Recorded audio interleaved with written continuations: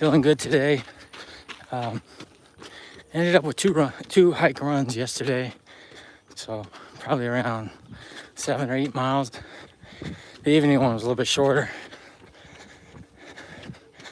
I spent a couple hours in the gym working on bench press.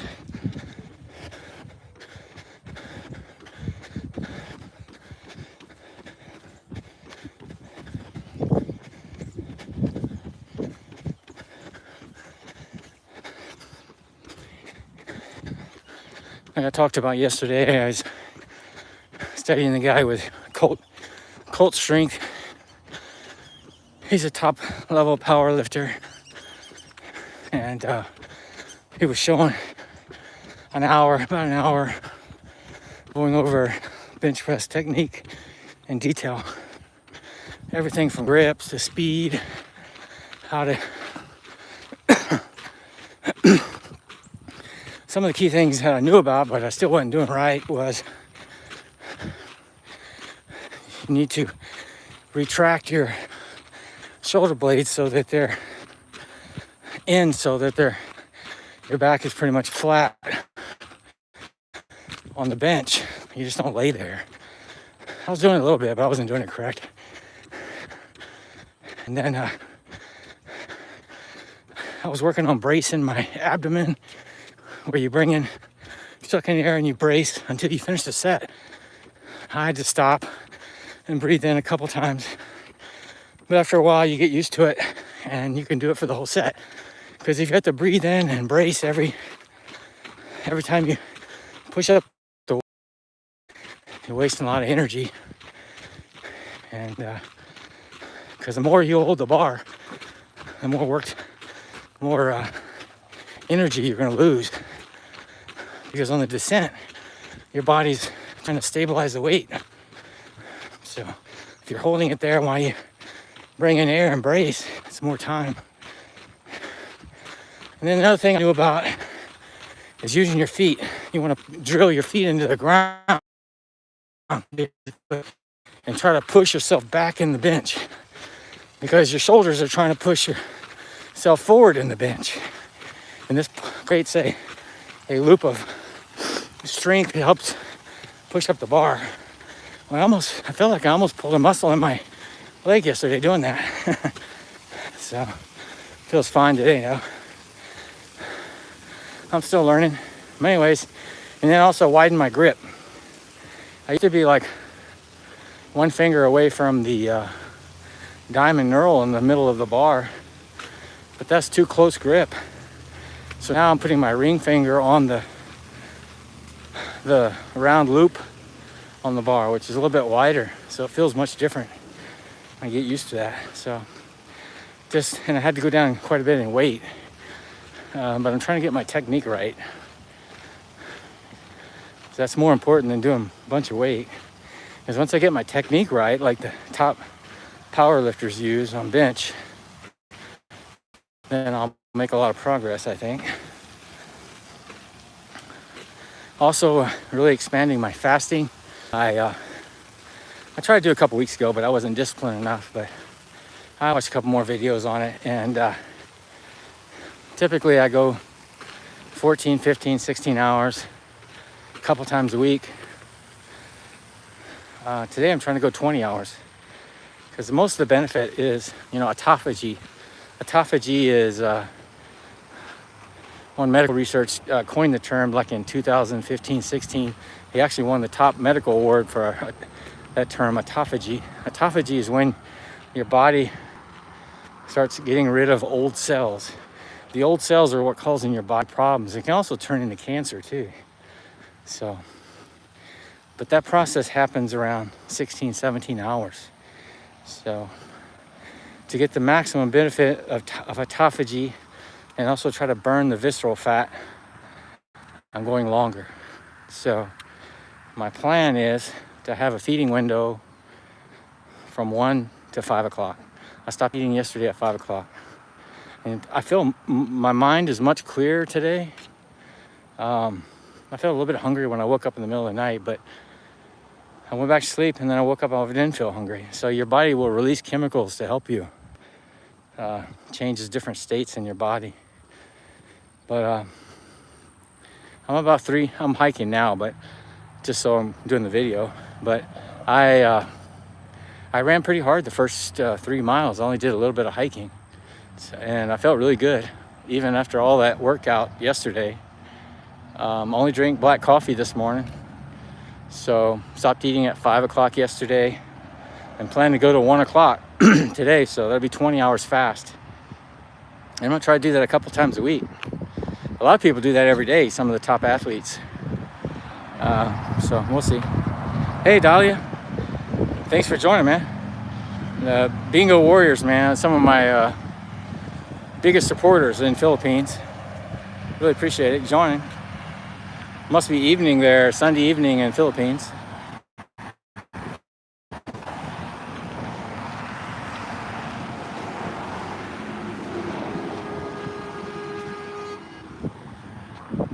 People honking the horn.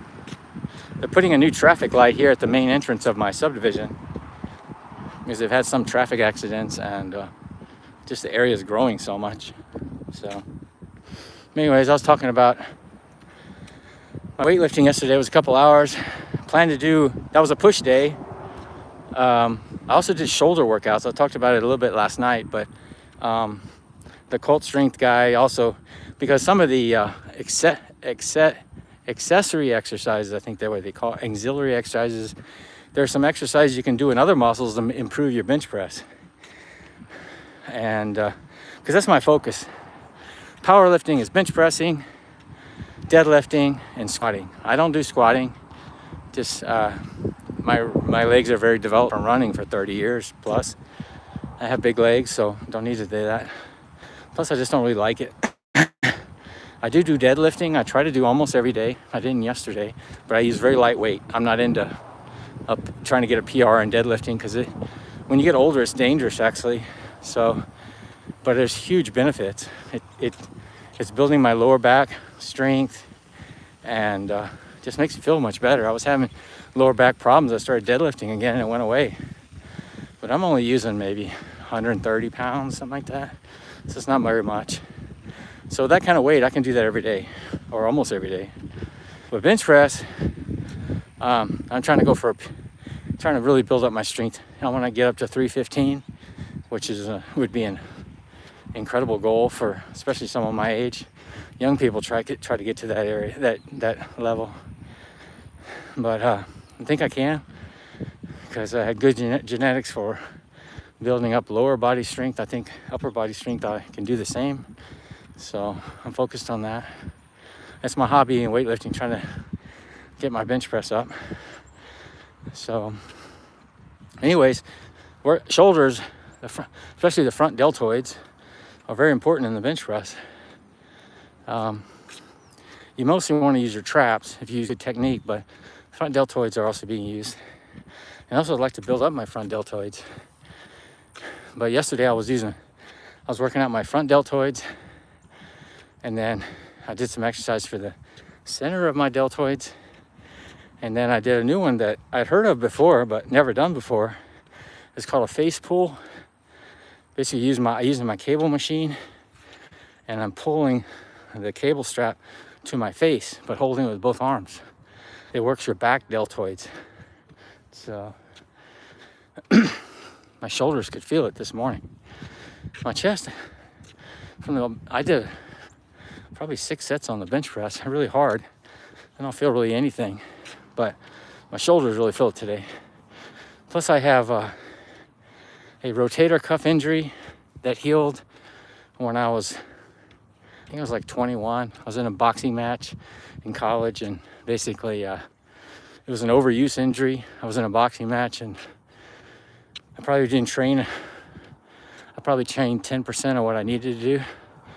It was 3 1-minute rounds. Boxing is really brutal. And I was fighting someone that was better than me, and I lasted all 3 rounds, but I had to left jab the whole fight, because kind of keep him away.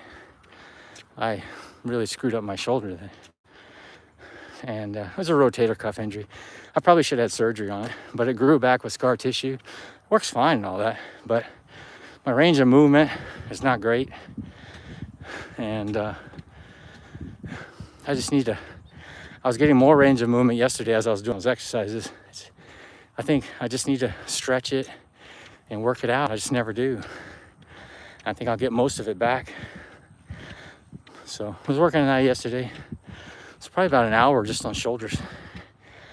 And then I did a couple miles hiking in the evening. The weather's pretty good. It's overcast. It's supposed to rain in an hour, so it's nice breeze. It's probably high 70s, low 80s. Feels really cool, like almost like late fall or early winter. So no complaints. Quite a few people out on the trails today. So my plan today is I'm gonna do a pull day. I'm gonna be working my arms, biceps, triceps, and then also back.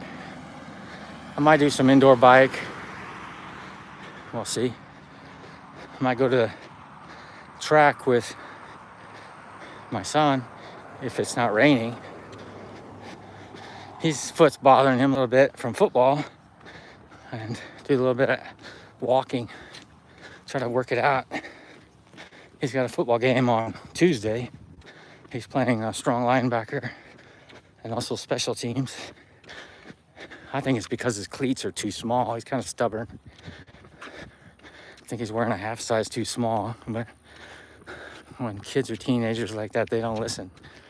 They want it snug. They don't want any material bending on the top of the shoe. But I told them they're supposed to be that way. I know quite a bit about shoes. I used to sell shoes when I was in college, and I've been around for 30 years.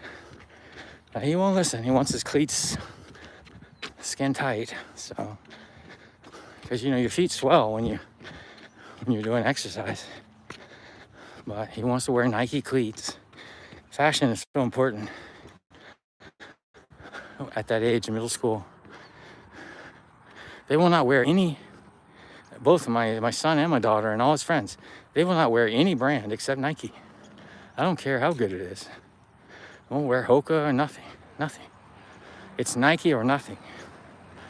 If you don't have a Nike swoosh on your shoes or your uniform, it's not cool. So I don't know what Nike did marketing wise for middle and high school, but they sure do a good job. I kind of think their products are kind of, okay. I don't wear any of their running shoes. I've worn some. They're okay, but they're too much drop. But boy, I tell you what, for young people, Nike is God. They won't wear anything else. They won't wear Asics. They won't wear nothing. It's just not my kids. It's their friends too. It's like Nike or nothing. So I find that very interesting, especially since I'm so close to the shoe industry because of trail running. I mean, their products are good. I got their shirts on now. I like their clothes. I wear I like their dry fit shirts, and I would definitely wear their dry fit socks. I only wear Nike dry fit socks in training. I don't wear expensive toe socks unless I'm racing. So I wear Nike dry fit socks for training and also for dress. Like if I go to work, when I wear dress shoes, I wear the same thing. They work fine. You can buy those tube socks in packs of 6. It costs almost the same as one toe sock, and they last for a long time. When they get worn out, I just throw them away. Got hundreds of them. But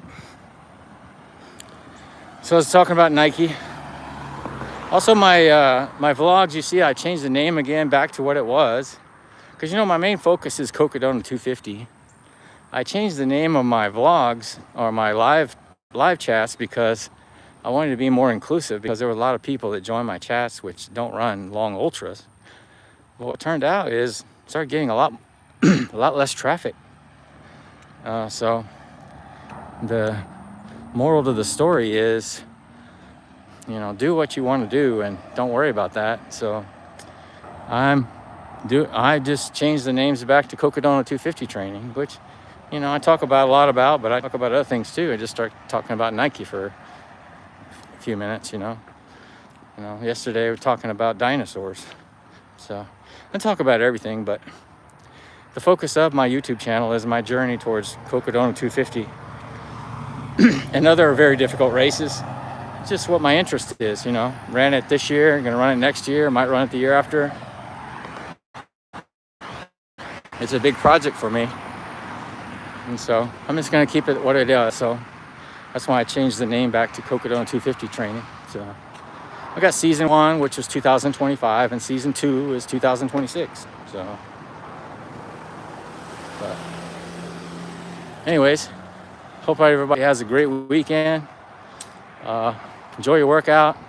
If you're new to the channel, please subscribe. We go live every day. We talk about running, weightlifting, anything anybody wants to talk about. But bye for now.